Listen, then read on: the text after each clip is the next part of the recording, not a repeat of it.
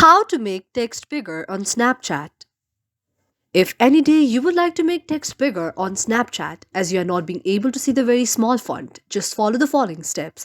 First of all, you have to go to the settings on your mobile device. After that, you will see an interface like this.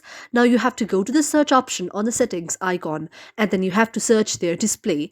After you search display out there, you will find the option of display on your very mobile device. Now you have to tap on the option of display. However, the interface may vary as per the mobile device you are using, but the process is same for all. After that, you have to scroll down and you have to go to the option of font size and style.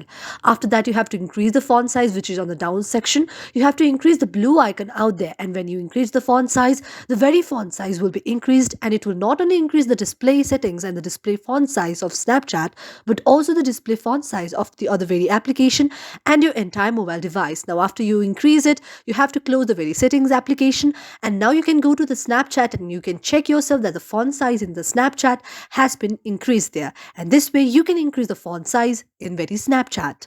Thank you for watching our video, and if you really liked our video and found our video to be meaningful, do not forget to subscribe our channel.